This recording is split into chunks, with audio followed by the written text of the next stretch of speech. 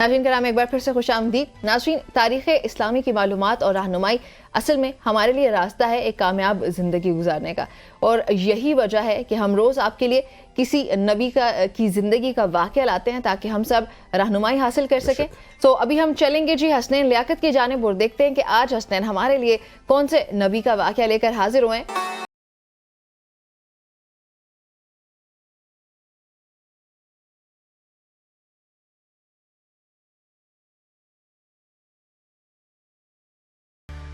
बिस्मिल्लाहिर्रहमानिर्रहीम। कुंतुम खैरा उम्मतिन उखरिजत लिन्नास तामुरून बिल मारूफ व तन्हौना अनिल मुनकर व तुमिनून बिल्लाह। मोअज़्ज़ज़ ख़वातीन व हज़रात, आज के क़ससुल कुरान के साथ मैं हूँ आपका मेज़बान हसनैन लियाकत। आज हम जिक्र करेंगे उस पैगम्बर का जो बनी इसराइल में आखिरी नबी हैं।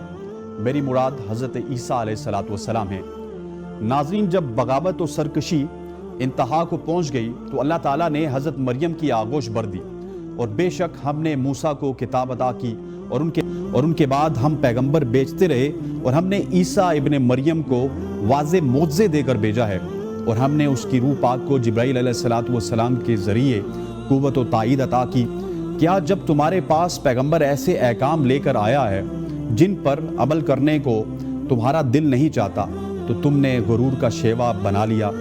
बस पैगंबर की एक जमात को जुटलाते हो तो एक जमात को कत्ल कर देते हो, और कहते हो कि हमारे दिल कबूल हक़ के लिए गुलाफ में हैं। ये नहीं बल्कि उनके कुफ्र करने पर अल्लाह उनको मलून करता है।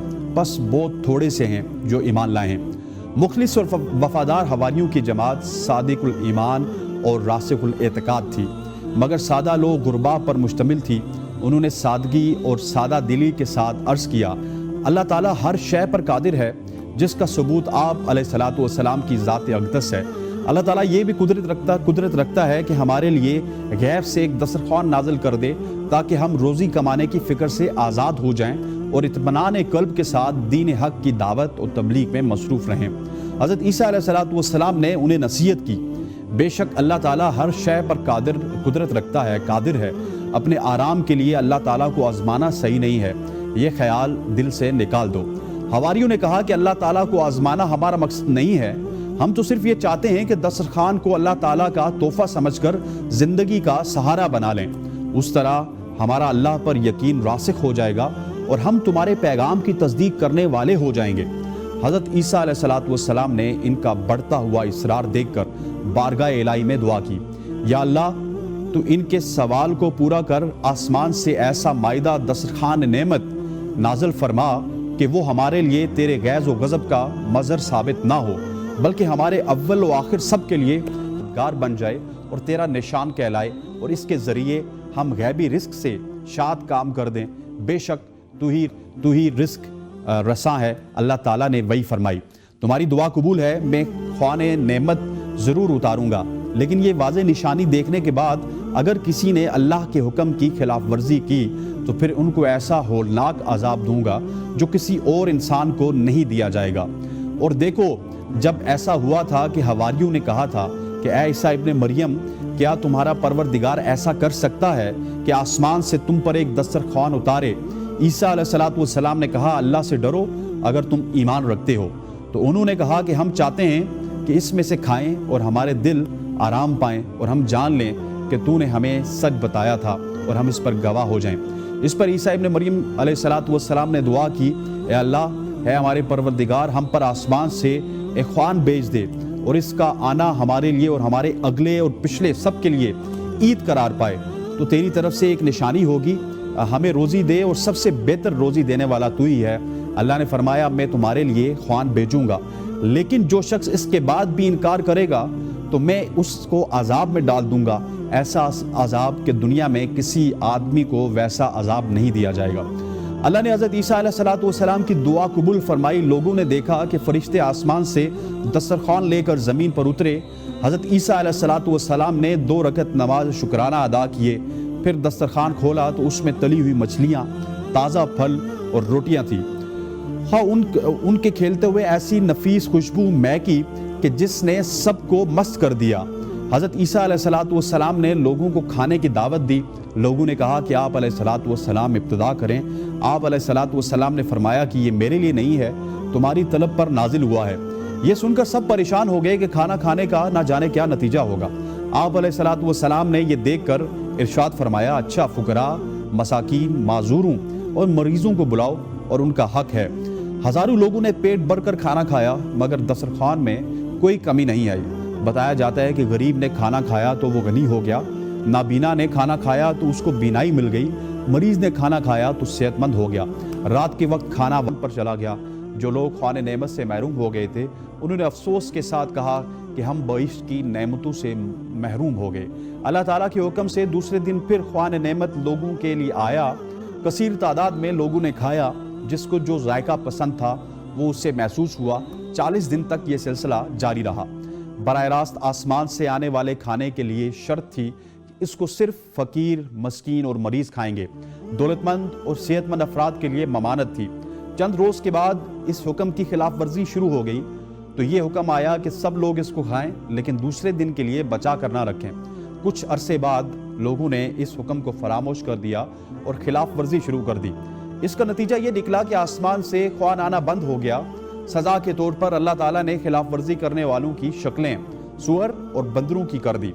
حضرت عیسیٰ علیہ الصلوۃ والسلام کو اللہ کی آیت کے ذریعے دین حق کی تعلیم دیتے رہے اور اللہ کی وحدانیت پر ایمان، انبیاء اور رسل کی تصدیق، آخرت پر ایمان، ملائکہ پر ایمان، قضاء و قدر پر ایمان، اللہ کے رسولوں اور کتابوں پر ایمان، اخلاق حسنہ کو اپنانے اور برائیوں سے پرہیز، عبادت کرنے کی ترغیب، دنیا میں انحماق سے اجتناب اور اللہ کی مخلوق سے محبت کی تلقین کرتے رہے۔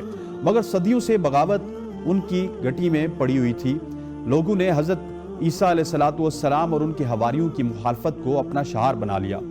دنیاوی جاہ جلال کے لحاظ سے کمزور اور ناتواں لوگوں کا طبقہ اگر اخلاص و دیانت کے ساتھ حق کی آواز پر لبیک کہتا تو بنی اسرائیل کا سرکش اور مغرور حلقہ اللہ کے پیغمبر کے شان میں گستاخی کرتا، توہین، تذلیل اور تکذیب کا مظاہرہ کرتا۔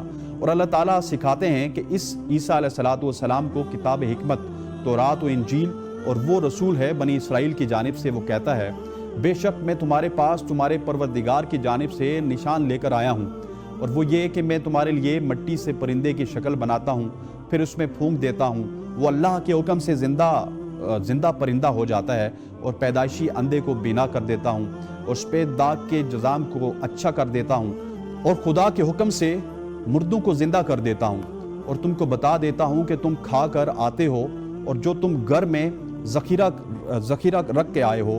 سو اگر تم حقیقی ایمان رکھتے ہو تو بلا شبہ ان امور میں پوری نشانی ہے، اور میں تورات کی تصدیق کرنے والا ہوں تاکہ بعض ان چیزوں کو جو تم پر حرام ہو گئی ہیں میں تمہارے لیے حلال کر دوں۔ تمہارے لیے پروردگار کے پاس سے نشان لایا ہوں، پس تم اللہ سے ڈرو، میری اطاعت کرو، بلا شبہ میرا اور تمہارا مددگار سو اس کی عبادت کرو، یہی سیدھا راستہ ہے۔ عیسیٰ ابن مریم، تو میری اس نعمت کو پا کر جب تو میرے حکم سے گارے سے پرندے کی شکل بنا دیتا اور پھر اس میں پھونک دیتا اور وہ میرے حکم سے زندہ پرندہ بن جاتا، اور جب تو میرے حکم سے پیدائشی اندھے کو بینا اور سفید داغ کے کوڑ کو اچھا کر دیتا، اور جب تو میرے حکم سے مردہ کو زندہ کر کے قبر سے نکالتا تھا، اور اگر کوئی معجزہ دیکھتے ہیں تو منہ پھیر لیتے ہیں اور کہہ دیتے ہیں کہ یہ تو پہلے سے چلا آتا ہوا جادو ہے۔ قرآن پاک میں حضرت عیسیٰ کے 4 معجزات کا تذکرہ ہے۔ اللہ تعالیٰ کے حکم سے مردوں کو زندہ کرنا، پیدائشی اندھے کو بینا اور جزامی کو تندرست کرنا، مٹی سے پرندے بنا کر اس میں پھونک دیتے تھے اور خدا کے حکم سے اس میں زندگی دوڑ جاتی تھی۔ حضرت عیسیٰ علیہ الصلوۃ والسلام یہ بھی بتا دیتے تھے کہ کس نے کیا کھایا اور خرچ کیا اور گھر میں کیا ذخیرہ موجود ہے۔ حضرت عیسیٰ علیہ الصلوۃ والسلام نے شادی نہیں کی اور گھر بھی نہیں بنایا، اور شہر شہر گاؤں گاؤں اللہ کے پیغام لوگوں کو سناتے، دین حق کی دعوت دیتے۔ رات ہوتی تو زمین پر سو جاتے۔ آپ علیہ الصلوۃ والسلام ذات اور پاکیزہ طبیعت سے اللہ تعالیٰ کی مخلوق روحانی تسکین اور جسمانی شفا پاتی تھی۔ آپ علیہ الصلوۃ والسلام جس جگہ سے گزرتے لوگوں کا ہجوم ہو جاتا اور لوگ آپ علیہ الصلوۃ والسلام کی والیانہ عقیدت اور محبت کا اظہار کرتے۔ حضرت عیسیٰ علیہ الصلوۃ والسلام کی بڑھتی ہوئی مقبولیت کو مخالفین نے حسد کی نگاہ سے دیکھا۔ سرداروں، فقیہوں، دانشوروں نے اللہ کے پیغمبر کے خلاف سازشیں شروع کر دی، اور ان کی سمجھ میں نہیں آتا تھا کہ کس طرح ان کو راستے سے ہٹایا جائے۔ بالآخر یہ طے ہوا کہ بادشاہ وقت سے ان کی شکایت کی گئی۔ ان لوگوں نے بادشاہ کی خدمت میں عرض کیا کہ عالی جاں، عیسیٰ علیہ السلام حکومت کے لیے خطرہ بن گیا ہے۔ اگر فوری طور پر اس کے خلاف کارروائی نہ کی گئی تو ہمارے آباء و اجداد کا دین باقی نہ رہے گا۔ اندیشہ ہے کہ آپ کا اقتدار بھی باقی نہیں رہے گا۔ اس شخص نے عجیب و غریب شعبدے دکھا کر عوام کو اپنا گرویدہ بنا لیا ہے اور وہ عوام کو اپنے ساتھ ملا کر بنی اسرائیل کا بادشاہ بننا چاہتا ہے۔ اس نے لوگوں کے شعور پر غلبہ حاصل کر لیا ہے اور ان کی عقل ختم کر دی ہے اور دین میں تحریف کر رہا ہے۔ اس فتنے کا فوری تدارک نہ کیا گیا تو ملک ہاتھ سے نکل جائے گا۔ کافی بحث و مباحثے کے بعد پلاطیس نے اجازت دی کہ وہ حضرت عیسیٰ علیہ السلام کو گرفتار کر کے شاہی دربار میں پیش کریں۔ سردار، فقیہ اور کاہن یہ فرمان حاصل کر کے بہت خوش ہوئے اور ایک دوسرے کو مبارکباد دی۔ طے ہوا کہ کسی خاص وقت کا انتظار کیا جائے اور حضرت عیسیٰ کو ایسے وقت گرفتار کیا جائے جب وہ تنہا ہوں، تاکہ ہم عوام کے غیظ و غضب سے محفوظ رہیں۔ اور اپنے اس قول پر ہم نے مسیح عیسیٰ ابن مریم پیغمبر خدا کو قتل کر دیا، حالانکہ انہوں نے نہ اس کو قتل کیا اور نہ سولی پر چڑھایا، بلکہ اصل معاملہ ان پر مشتبہ ہو کر تھا، اور وہ جو لوگ اس کے قتل کے بارے میں جھگڑ رہے تھے بلا شبہ وہ اس کی جانب شک میں پڑے ہوئے تھے۔ ان کے پاس حقیقت حال کے بارے میں گمان کی پیروی کے سوا علم کی روشنی نہیں ہے، اور انہوں نے عیسیٰ کو یقیناً قتل نہیں کیا، بلکہ ان کو اللہ نے اپنی جانب اٹھا لیا، اور اللہ غالب اور حکمت والا ہے۔ خواتین و حضرات، قصص الانبیاء کی اس نشست سے اتنا ہی۔ انشاءاللہ کل پھر حاضر ہوں گے، تب تک کے لیے اللہ حافظ۔